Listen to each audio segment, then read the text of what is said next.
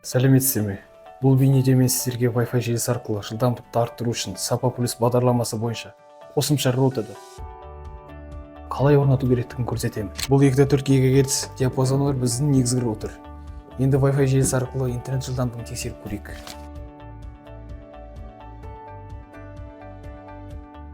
Жаңа роутердің қорабын ашамыз. Қорапта роутердің өзі,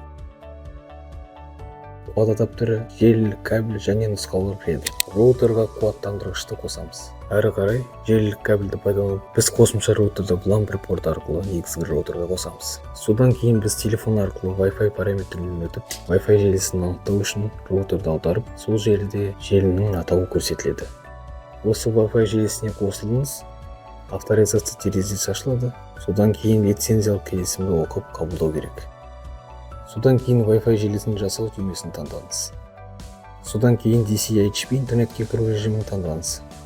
Содан кейін Wi-Fi желісінің атауы мен құпия сөзі ашылады. Желінің аты мен құпия сөзін ойдан құрап жазыңыз. Әрі қарай IP мекен-жайы үшін құпия сөзді құрастыру керек. Әрі қарай ештеңені өзгертпей сақтау түймесін басаңыз. Сонда сіз роутерда қызыл индикатор жасылға өзгергенін көресіз. Wi-Fi орнатқаннан кейін желіге қайта қосылып, жасаған құпия сөзді енгізу керек.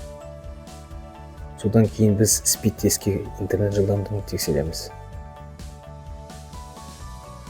Енді сіздер жаңа роутердің арқасында өзіңіздің тарифтік жоспарыңызға сәйкес Wi-Fi желісі арқылы жылдамдыққа ие боласыз. Жылдам және тұрақты интернетпен пайдаланыңыз.